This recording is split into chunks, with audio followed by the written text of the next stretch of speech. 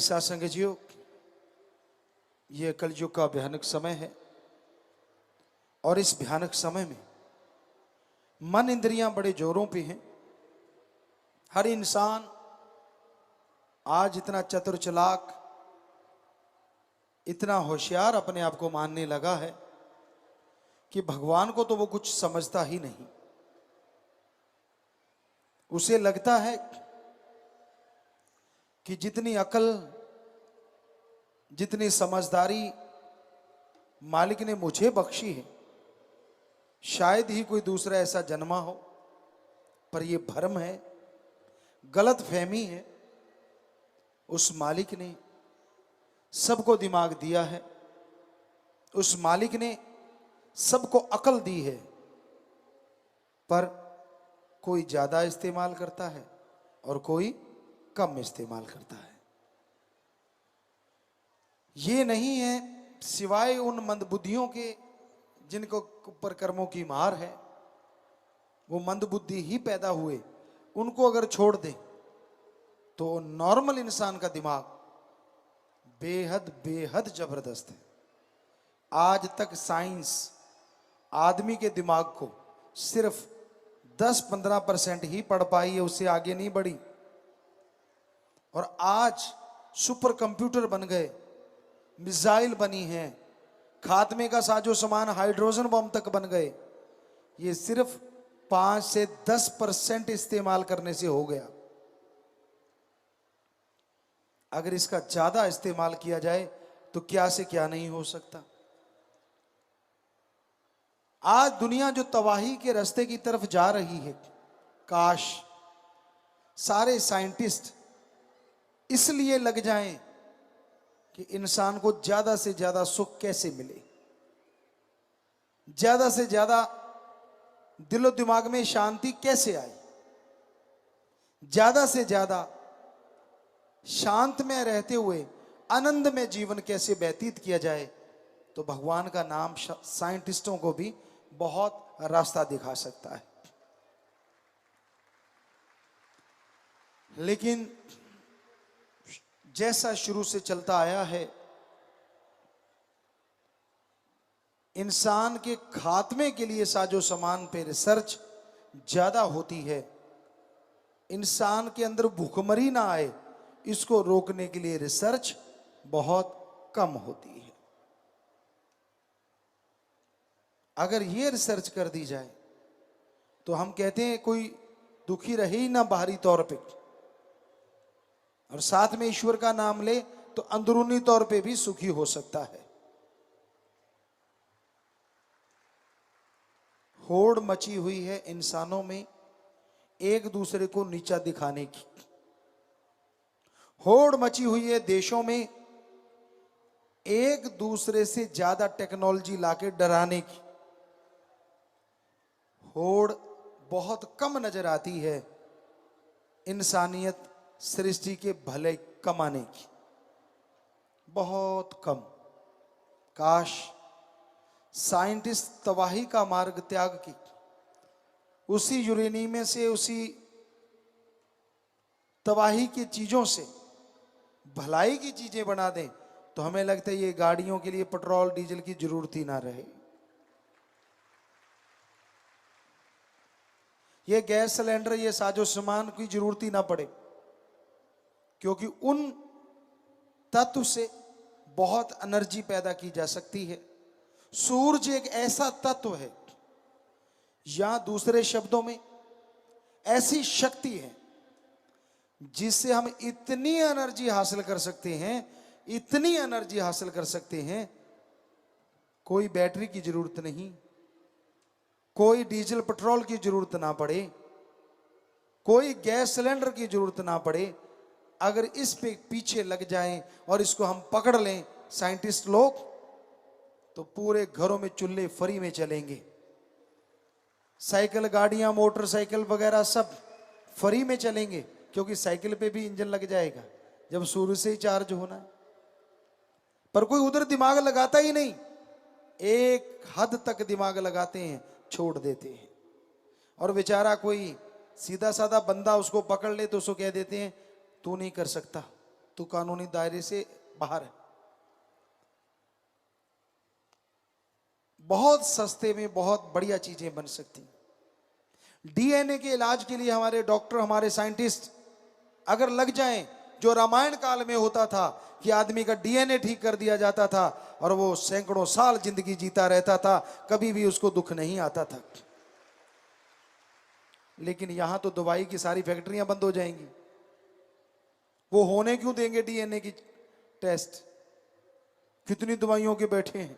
अब सोच के देखिए, पूरे वर्ल्ड में सबसे ज्यादा मुनाफा कमाते लोग इससे 3 के 33 लेते हैं।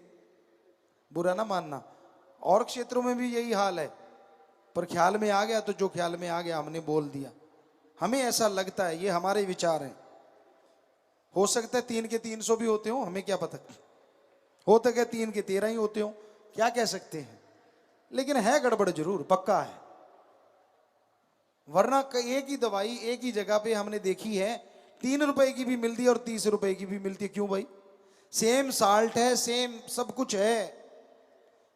वो बेचारा कोई दानिशमंद देता है, कमाई नहीं करता। वो कहता मैं भी 5 रुपए 5 पैसे या 10 रुपए से कमाता हूं, इसका मतलब 2 रुपए 90 पैसे की पड़ती है। और उसी के 30 रुपए भी हमने लेते देखा लोगों को। हर बिजनेस में, हर व्यापार में ये चीजें हो रही हैं। तो काश हमारे साइंटिस्ट, काश हमारे डॉक्टर इस बारे में कदम उठाएं कि हां, इंसानियत के भले के लिए हम डीएनए तक जाएंगे। हमने यहाँ के डॉक्टरों को बोला है, हमारे सत्संगी डॉक्टर यूएसए में भी हैं, हर जगह वो आए भी हैं, तो हम उनको कहते रहते हैं कि बेटा ऐसा रिसर्च करो कि डीएनए के बारे में आप सर्च करो, क्योंकि ऐसा हुआ है, कभी ऐसा था। यहां बहुत सारे आज डॉक्टर भी आए होंगे, क्या आप बता सकते हैं? हम डॉक्टरों से ही पूछना चाहेंगे। शाम को लोग तलवारों से लड़े, भालाओं से लड़े, यहां तक कि एटम की शक्ति का भी सामना करा, जख्मी हो गए बुरी तरह से, वो बेहोश हो गए, लेकिन अगले दिन तलवार लेके फिर लड़ रहे। कैसे? महाभारत का पढ़ के देखो, कितनी बड़ी साइंस थी तब। एक स्नेह लेप नाम था, कितना भी बड़ा जख्म हो, स्नेह लेप, कितना भी बड़ा जख्म, रात को लुगदी बना के भर देते थे, सुबह तक जख्म भर जाता था। क्या था वो? इंडिया में था। आप मर्रम देते रहते हैं कि झरीट 10 दिन तक ठीक नहीं होती, देते रहे कि ये ट्यूब लगा ले, वो ट्यूब लगा ले, ज्यादा है तो 2 इंजेक्शन चढ़ा ले। लो जी, जो इंजेक्शन से डरता वो बेचारा पहले ही नहीं आता, यार 10 दिन ठीक है अपने को। तो हम जरूर चाहेंगे कि आप जो कर सकते हो रिसर्च, वो जरूर करें। जरूर स्टेम सेल आपने ढूंढ लिए हैं, ये उसकी तरफ पहला कदम है। हमारे अकॉर्डिंग ईश्वर ने जो दिखाया, ये पहला कदम है डीएनए की तरफ। अगर आप बढ़ोगे तो स्टेम सेल अच्छी चीज है, बहुत पावर है, बहुत शक्ति है, थोड़े में बहुत कुछ है। गागर में सागर कहें तो गलत नहीं, लेकिन अभी डीएनए वाली चीज से आप बहुत दूर हैं। कहीं ना कहीं इस पे रिसर्च हो रही होगी, लेकिन उनको रोका जाएगा। पता है आपको क्यों? अगर डायरेक्ट डीएनए ठीक करने लगे डॉक्टर, तो फैक्ट्रियां सारी दवाई की बंद। जरा सोचिए कितना बड़ा मक्कड़ जाल है, और वो बंद क्यों करने देंगे? पर ये हो सकता है हम हमारे देश के, विदेश के जो भी साइंटिस्ट हैं, जो इंसानियत का भला चाहते हैं, हाथ जोड़ के जरूर गुजारिश करेंगे कि वो डीएनए की तरफ कदम जरूर बढ़ाएं। अरे गरीब से गरीब, अमीर से अमीर, हर इंसान सुखी हो जाएगा। ईश्वर ने समय लिख दिया, वो तो भोगना है, लेकिन क्यों ना तंदुरुस्ती से भोगा जाए। ये पॉसिबल है। डीएनए से ही आदमी का वजन कम हो, ज्यादा हो, कुछ भी किया जा सकता है, कुछ भी। तो ये राम नाम में ही है सब कुछ। कोई समय ऐसा था जब राम नाम का जाप करने वालों ने ये चीजें ढूंढ ली थी। मर्त प्राय लोगों को 1 सेकंड में जड़ी बूटी सुंघा के जिंदा कर ले देते थे, और मरने नहीं देते थे। आप क्या सोचते हैं? आईसीयू में जाते हैं, वहाँ कितनी नड़ियाँ लगी होती, नलकियाँ लगी होती।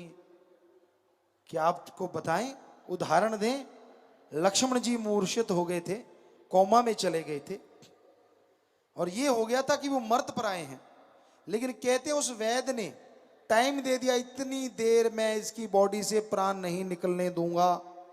उसने नहीं निकलने दिए। ये जड़ी बूटी ला दो, मैं पल में होश में ला दूंगा। वो जड़ी बूटी हनुमान जी लेके आए और पल में होश में लक्ष्मण जी ऐसे बैठ गए विदाउट एनी वीकनेस, कि जैसे कुछ हुआ ही नहीं। क्या आज हम नहीं कर सकते वो चीजें? आप कहो जी रामायण तो होती नहीं थी, महाभारत होती नहीं थी, कल को आप कहोगे चंद्रमा नहीं होता था, सूरज नहीं होता था, आपका क्या कहना? क्यों? आप कहोगे कल पैदा हुआ है, जब आप जन्मे तभी चंद्रमा जन्मा, उससे पहले तो नहीं जन्मा आपके लिए। तो ये फजूल की बातें हैं। हम गारंटी देते हैं महाभारत भी हुआ और रामायण काल भी था, हम गारंटी देते हैं इस बात की।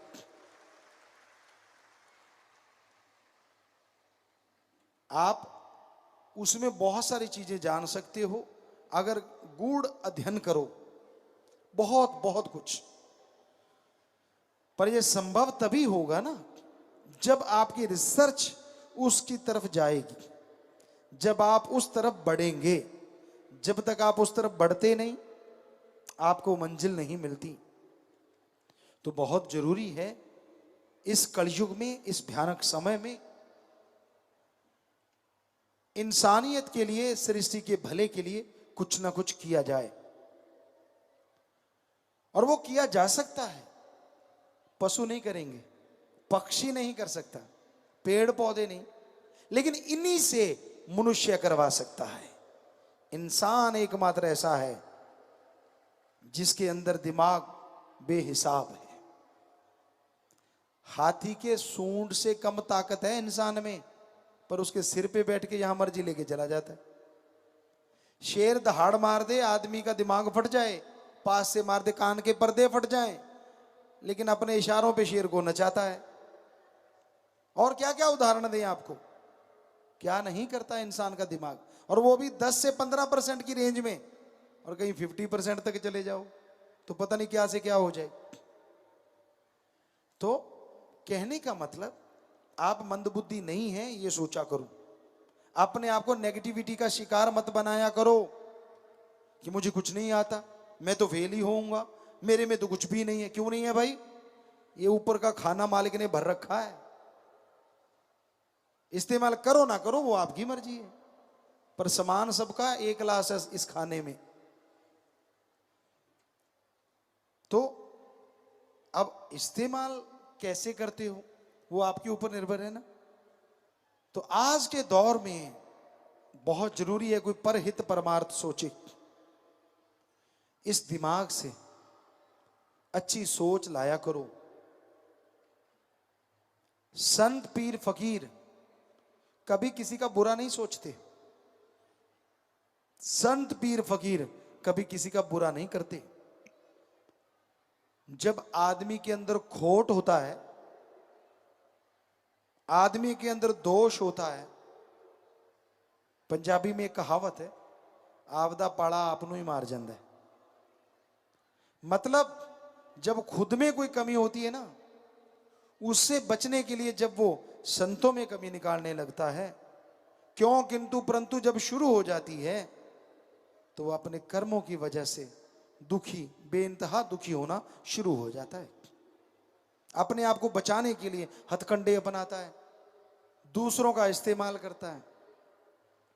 पर क्या आप जानते हैं कोई ऐसा भी है जो आपके दिमाग की बात आने से पहले पढ़ लेता है, जो बोलने से पहले जानता है आप क्या बोलोगे, और जो वीडियो बना रहा है आपकी लाइव कि हाँ ये बंदा ये कर रहा है। जो करता है सो भरता है।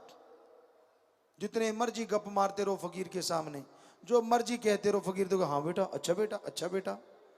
फकीर ने क्या लेना भाई?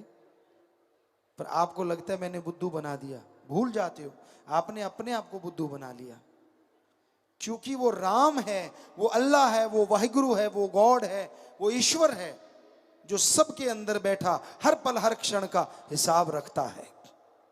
वो जानता है तू बंद कमरे में क्या करता है, वो जानता है दूसरे के कंधे पे रख के तू कैसे चलाता है। वो अनजान नहीं है। अरे तेरे जैसे अरबों बनाए हैं उसने, क्यों भूल जाता है? वो दिमाग को फिट करने वाला है। कई बार आदमी को लगता है यार भगवान है ही नहीं, तो क्या जो कहते भगवान है ही नहीं, आदमी जैसा दिमाग बना के दिखाओगे? आदमी छोटो, आप कीड़े जैसा नहीं बना सकते, अभी तक तो बना नहीं। क्या आदमी का जो शारीरिक ढांचा है, क्या एक बूंद से या 2 बूंद से ऐसे ही बन जाता है? तो आप बना के दिखाओ। नहीं ना, कैसे पॉसिबल है? कैसे होता है यह सब? कमाल की रचना करता है वो रचयिता। 2 सगे भाइयों के हाथों के निशान अलग अलग होते हैं। 2 सगे भाइयों की तकदीर कई बार अलग अलग देखने में मिलती है। एक ही मां, एक ही बाप, एक ही रगों में बहने वाला खून, पर दोनों की तकदीर अलग क्यों? बताइए, बताए कोई साइंटिस्ट का कौन से जीन्स में कमी आ गई भाई? मां भी अमीर, बाप भी अमीर, एक बेटा अमीर और एक गरीब, क्यों? दोनों की औलाद, दोनों का खून। तो बहुत सारे ऐसे सवाल हैं जो साइंस मुंह बाए खड़ी रह जाएगी, उसे समझ नहीं आएगी। पर हां, रूहानियत में इसका जवाब है। जैसे कर्म करते हो वैसा फल आने वाले टाइम में भोगना पड़ता है। मन घड़ंत चीजों पे आप चलते रहते हो, और मन इतना जालिम है जो इंसान को डुबोने में ज्यादा देर नहीं करता। कई बार आपको बात सुनाई है आत्मा और मन की, कई बार उदाहरण दिया है आपको कि एक बुजुर्ग माता थी, उसने 2 पालतू पशु रखे हुए थे, एक था बंदर, एक था बकरा। एक दिन क्या हुआ, सब्जी काट रही थी, फ्रूट पड़े थे, अचानक संदेश आया कि उनके घर मेहमान आने वाले। तो उसने सोचा चलो दुकान से कुछ सामान ले आऊं। वो चली गई, सब्जी काट रही थी, फ्रूट वहीं पड़ा था, बकरा बंधा था, बंदर बंधा हुआ था। लेकिन हुआ क्या, जब वापस आई तो सारा फ्रूट गायब था और बकरा सब्जी में मुंह मार रहा था, खुला हुआ था। बुजुर्ग औरत ने आप देखा ना ताप, डंडा लिया, उठा और 8-10 धर दी। पड़ोसी देख रहा था, उसने रोका, ए माता रुक, ताई रुक। कहने की बेटा क्या है? मर जाना, मेरी सारी सब्जी खा गया बकरा। ताई ये गलत। कहते सही क्या है? कहता मैं देख रहा था, ये तेरा जो बंदर है ना, इसने गड़ से रस्सा निकाला, सारी फ्रूट चट कर गया, आधी सब्जी चट कर गया, और बाद में बकरे का रस्सा खोल दिया, खुद के गले में डाल के आराम से बैठा है। काम उसका है, पड़ बकरे की रही है। तो उसी तरह काम आपके मन का होता है और पड़ आत्मा की रही होती। नेगेटिविटी जिनके अंदर होती है ना, किसी पे उनको यकीन आता ही नहीं, और ऐसे लोग कभी किसी के यकीन के पात्र बन ही नहीं सकते। कितने ही अपने आप को चेंज कर लें, कुछ भी कर लें, बिन पहनदे की लोटे की तरह होते। ना वो राम में यकीन, ना भगवान में यकीन, ना पीर फकीर में यकीन। वो बात सुनाया करते हैं, जमुना गया तो जमुना दास और गंगा गया तो गंगाराम। मतलब जिसने लाया गली ओदे वर तुर चली।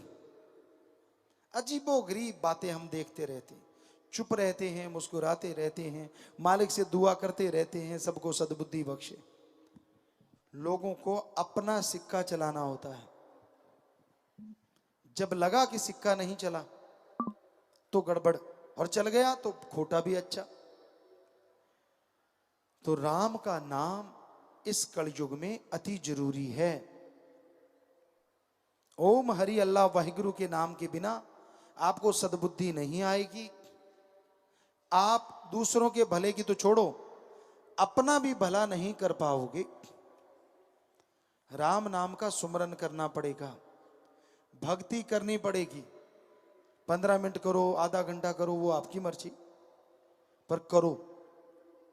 उससे आपको सही रास्ता मिलेगा, उसी से आप परम पिता परमात्मा की खुशियां हासिल कर पाएंगे।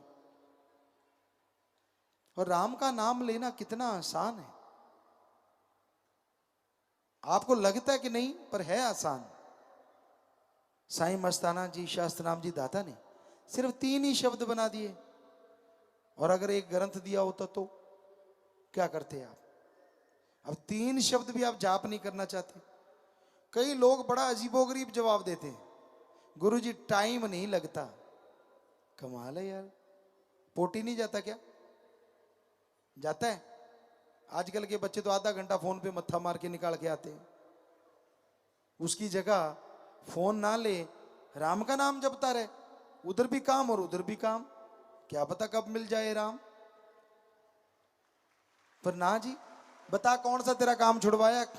गाड़ी चला रहा है, चलाता जा, हाथों से गाड़ी चला, पैरों से क्लच ब्रेक रेस दबा, और जीबा को अल्लाह वाहिगुरु यार के साथ लगा।